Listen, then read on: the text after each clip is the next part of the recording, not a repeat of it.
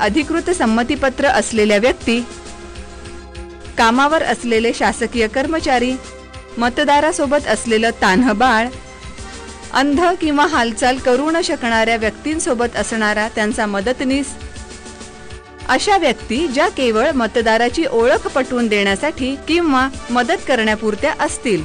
Police किंवा सुरक्षा कर्मचारी केंद्राध्यक्षांनी बोलावल्याशिवाय मतदान केंद्रामध्ये प्रवेश करू शकत नाहीत.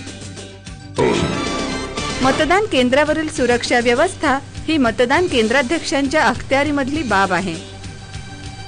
मतदान केंद्रावर नियुक्त केलेले पोलीस यंत्रणेचे जवान हे मुख्यतः मतदारांचा केंद्रात प्रवेश सुरक्षित व्हावा आणि मतदान केंद्राची सुरक्षा राखली जावी यासाठी जबाबदार आहेत. जर मतदान केंद्राध्यक्षांना आवश्यकता असेल तरच ते मतदान केंद्रात प्रवेश करू शकतात. मतदानाची प्रक्रिया सुरू होण्याच्या विहित काळापूर्वी सुरक्षा यंत्रणेच्या जवानांनी उपस्थित राहायचं आहे. केंद्रीय सुरक्षा यंत्रणेचे जवान मतदान केंद्राच्या दरवाजाजवळ उभे राहतील आणि आतील हालचालींवर लक्ष ठेवतील आणि अगोदर सांगितल्याप्रमाणे मतदान केंद्रात कोणत्याही परिस्थितीमध्ये प्रवेश करणार नाहीत.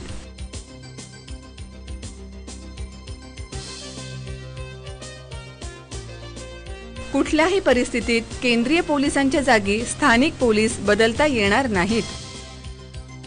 100 मीटर आणि 200 मीटरचा फलकही महत्त्वाचा आहे. या अंतरावरील परिसर नियंत्रणाची संपूर्ण जबाबदारी मतदान केंद्राध्यक्षाची आहे. 100 मीटर परिसरात कोणत्याही प्रचारास परवानगी नाही. रवीच्या लक्षात आलं, एका उमेदवारानं 200 मीटर परिसरात बूथ टाकलं आहे. निवडणूक आयोगाच्या मार्गदर्शक तत्वानुसार हे मान्य नाही. तेव्हा सुरक्षा जवानांनी हे बूथ 200 मीटर पलीकडे हलवण्यास त्यांना भाग पाडलं.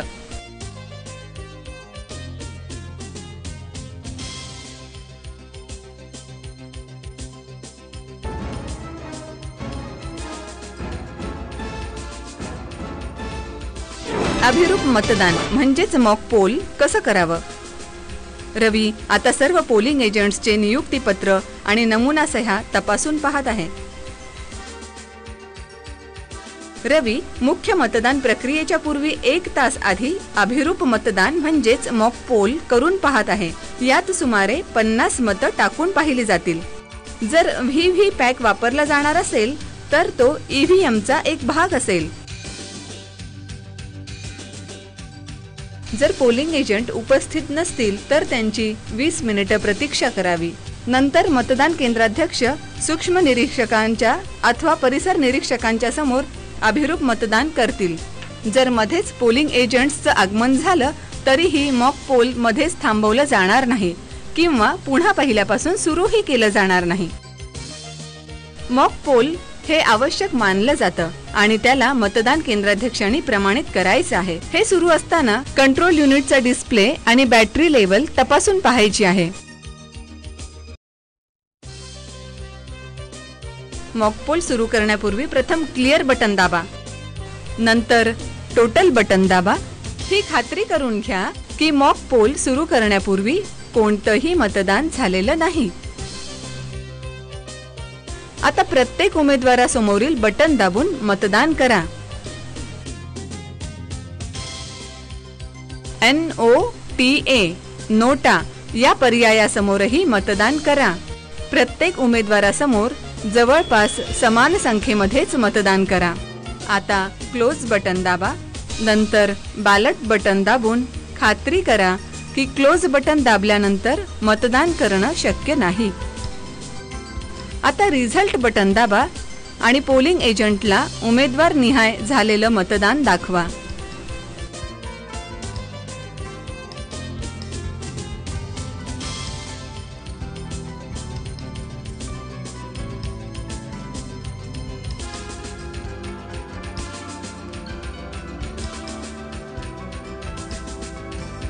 त्यांचं सगळ्यांचं समाधान झाल्यावर ईव्हीएम वरील डाटा क्लिअर करा.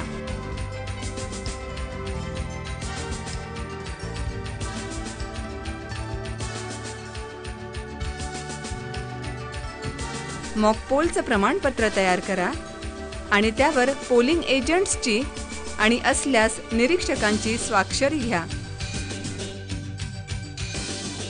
कंट्रोल युनिट व्यवस्थित काम करीत आहे याची खात्री करा. त्याला व्यवस्थितपणे सील आणि टॅग करण्याची जबाबदारी मतदान केंद्राध्यक्षांची आहे. बॅलेट युनिट आरओच्या स्तरावरच सील केलेलं आहे. मॉक पोलचं रेकॉर्ड संपूर्ण क्लिअर करण्याचं विसरू नका आणि त्याचा स्पष्ट उल्लेख मॉक पोल सर्टिफिकेटवर अवश्य करा. मॉक पोल डाटा क्लिअर केल्यानंतर कंट्रोल युनिट प्रमाणित सील आणि टॅग करून प्रत्यक्ष मतदानासाठी तयार करा. आता ग्रीन पेपर सीलनं रिझल्ट सेक्शन सील करा.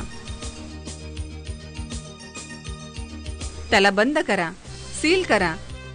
ग्रीन पेपर सीलचा खालचा भाग नीट ठेवा.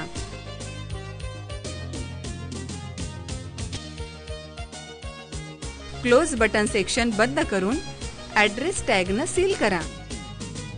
स्पेशल टॅग क्लोज बटन दिसेल अशा पद्धतीनं ठेवा. आता outer paper strip seal green paper सीलच्या ए भागावर ठेवा. ए वरील वॅक्स पेपर काढा. ग्रीन पेपर सीलचा खालचा भाग नीट ठेवा आणि वरील भागावर घडी घालून ठेवा.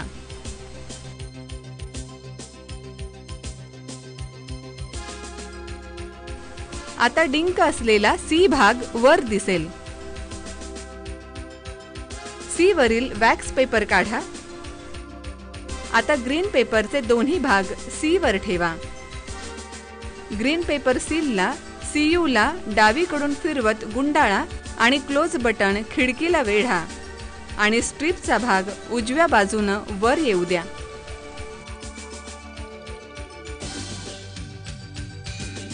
आता स्टिकर युक्त भाग डी दिसेल. त्यावरील वॅक्स पेपर काढा आणि ग्रीन पेपर सीलच्या वर चिटकवा. आता कंट्रोल युनिट प्रत्यक्ष मतदानासाठी तयार झालं आहे. पोलिंग एजंटला आउटर पेपर सीलवरील क्रमांक नोंद करण्याच्या सूचना द्या आणि त्यांच्या त्यावर स्वाक्षऱ्या घ्या. तुम्ही सुद्धा त्यावर स्वाक्षरी करा.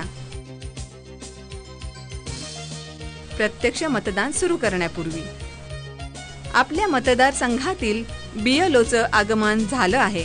ती किंवा तो वोटर स्लिपच्या डुप्लिकेट कॉपीसह तिथं उपस्थित असेल, ज्या जिल्हा प्रशासनानं 1 आठवडा आधीच वितरित केल्या आहेत. मतदार जर वोटिंग स्लिप आणण्याचं विसरले असतील तर त्यांना मदत करणं. मतदान निर्धारित वेळेत सुरू झालं पाहिजे. जर हे होऊ शकलं नाही तर रवीला त्याच्या मतदान केंद्राध्यक्ष डायरीमध्ये त्याचं कारण नमूद करावं लागेल. PROला 3 डिक्लेरेशन्स द्यायची आहेत. 1. मतदान सुरू करण्यापूर्वी, दुसरं जर नवीन मतदान यंत्र वापरलं तर, आणि तिसरं मतदान संपल्यानंतर. रवी आता पहिलं डिक्लेरेशन वाचत आहे आणि त्यावर त्यांच्या सह्या घेत आहे. यानंतर गोपनीयतेच्या शपथपत्राचं वाचन होईल आणि त्यानंतर मतदार यादीची अधिकृत प्रत नियम 17A प्रमाणे असलेली सर्व पोलिंग एजंट्सला तो दाखवेल. आता मतदान केंद्र प्रत्यक्ष मतदानासाठी तयार झालं आहे. मतदान सुरू असताना रवी आता प्रत्यक्ष मतदान सुरू झाल्याचं जाहीर करीत आहेत. मतदान केंद्रातील पोलिंग ऑफिसर मतदान अधिकाऱ्यांच्याही विशिष्ट जबाबदाऱ्या आहेत. आपण एखाद्या मतदारावर लक्ष देऊन मतदान प्रक्रिया जाणून घेऊ. त्यासोबतच 3ही मतदान अधिकाऱ्यांच्या जबाबदाऱ्या समजावून घेऊ.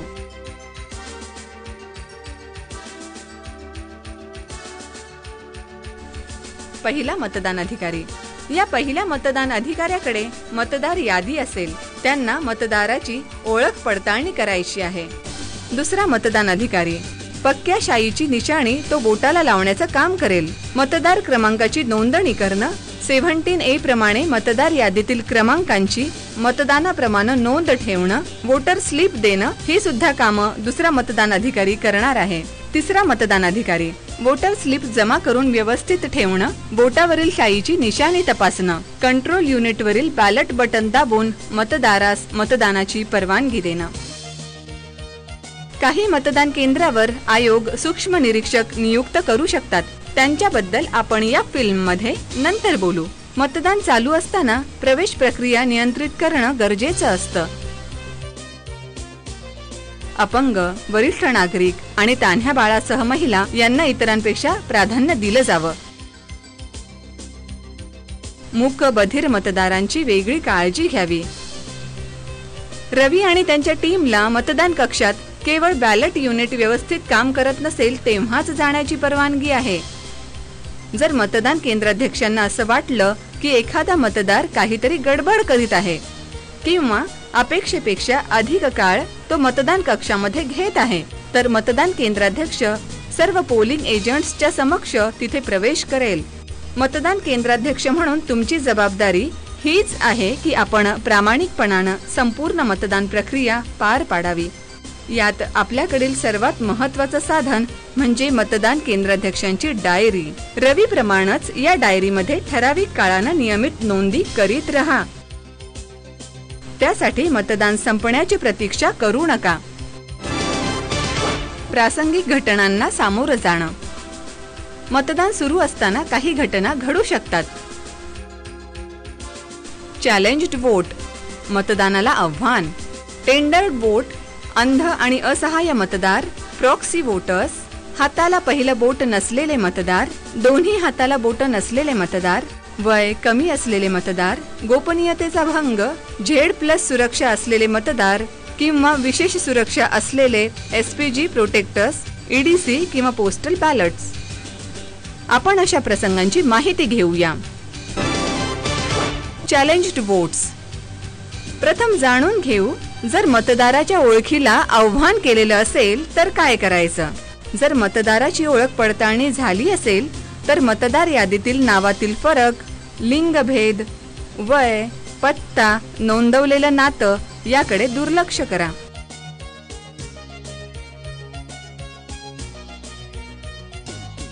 मतदार यादीतील अनुक्रमांकातील फरक फारसा ध्यानात घेऊ नये. मतदाराकडे दुसऱ्या मतदारसंघातील ओळखपत्र असेल आणि त्याचं नाव आपल्या मतदारसंघातील यादीमध्ये असेल तर त्याला मतदान करू द्यावं. पोलिंग एजंट मतदाराच्या ओळखीस आव्हान देऊ शकतात. त्यांना प्रत्येक आव्हानासाठी ₹2 शुल्क जमा करायचं आहे. त्यासाठी त्यांना त्याची पावती द्यायची आहे. प्रत्येक चॅलेंजसाठी आपणास टप्प्याटप्प्यानं चौकशी करायची आहे. ज्याची चौकशी करायची आहे त्याला थांबवून घ्या. त्याचं नाव चॅलेंज वोटरच्या फॉर्म 14 यादीमध्ये लिहा. त्याला तिथं सही करण्यासाठी किंवा अंगठ्याचा ठसा देण्यासाठी सांगा. जर त्यानं नकार दिला तर त्याला मतदान करू देऊ नका. आव्हानकर्त्याला पुरेसा पुरावा सादर करायला सांगा. जर तो प्रथमदर्शनी पुरावा सादर करू शकला नाही तर ते आव्हान बाद ठरवा. जर आव्हानकर्त्यानं पुरावा सादर केला तर मतदाराला त्या आव्हानाला प्रत्युत्तर द्यायला सांगा. जर मतदारानं त्याची ओळख पटवून दिली तर त्याला मतदान करू द्या. जर नाही तर त्याला पोलिसांच्या हवाली करा. सत्य परिस्थिती जाणून घेण्याच्या दृष्टिकोनातून स्थानिक लोकांची मदत घेऊ शकता. आता आपण स्वीकारलेलं ₹2 शुल्क आव्हानकर्त्याला परत करा. जर आपल्याला असं जाणवलं की चॅलेंज हे चांगल्या भावनेतून करण्यात आलेलं नाही तर ती रक्कम तुम्ही जप्त करू शकता. मतदान केंद्राध्यक्षांना अशा प्रकारच्या चॅलेंज वोटर्सची यादी तयार करायची असते. Tendered vote. ज्या मतदारांची ओळख कागदपत्रांची पडताळणी करून झाली अशा प्रकारच्या मतदारांसाठी टेंडर वोटिंग आहे. इथं यांच्या नावावर आधीच कोणीतरी मतदान केलेलं असतं. आपणाकडे यासाठी 20 मतपत्रिकांचा संच देण्यात आला आहे. त्यांच्याकडे मतपत्रिका देण्यापूर्वी त्याच्या पाठमोऱ्या भागात लिहा टेंडर बॅलेट पेपर. जर असे शिक्के मारलेले पेपर तिथे नसले तर फॉर्म 17B मध्ये मतदारांची ओळख पटवून देण्यासाठी मतदारांची स्वाक्षरी किंवा अंगठ्याचा ठसा घेऊन सर्व बोगस मतदारांची यादी तयार करा.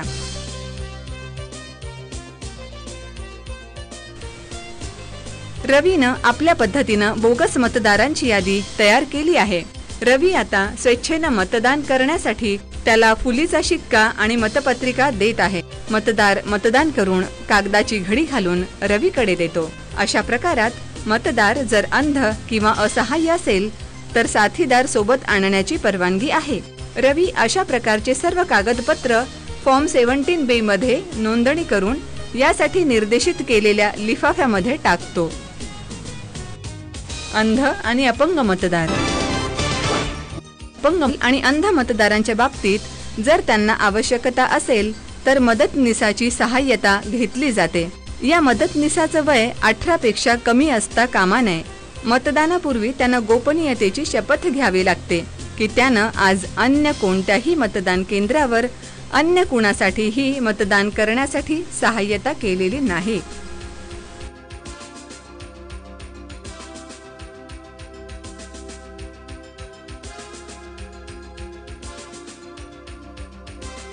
रवीची जबाबदारी ही की त्यानं अशा सर्व बाबतीमध्ये फॉर्म 14A मध्ये नोंद करायची आहे। आणि हो, मतदान केंद्रातील कुणीही कर्मचारी अशा मतदानामध्ये सहभागी होऊ शकत नाही। अपंग मतदारानं स्वाक्षरी करावी। सही करण्यास तो असमर्थ असेल तर त्यानं त्याची अंगठ्याची निशाणी वापरावी। जो दुर्बल आपले हात वापरू शकत नाही अशांच्या मदतीसाठी सहीचा अंगठा वापरावा। जो दुर्बल आपले हात वापरू शकत नाही अशांच्या मदतनीसांनी सहीचा अंगठा वापरावा आणि मतदान करावं। अशा सर्व मतदारांची नोंदणी करून तिथे सही किंवा अंगठा मदतनीसाचा आहे असा उल्लेख करावा। 17A फॉर्मवर ओळखपत्र क्रमांकातील शेवटचे 4 आकडे रिमार्क कॉलम मध्ये सही सोबत लिहावेत। पहिलं बोट नाही असे उमेदवार, पहिलं बोट नाही असे मतदार। ज्यांना डाव्या हाताचं पहिलं बोट नाही अशा मतदारांच्या बाबतीत त्यांच्या मधल्या बोटावर शाईनं खूण करावी। जर आणखी बोट नसतील तर असलेल्या पहिल्या बोटावर शाईची निशाणी लावावी।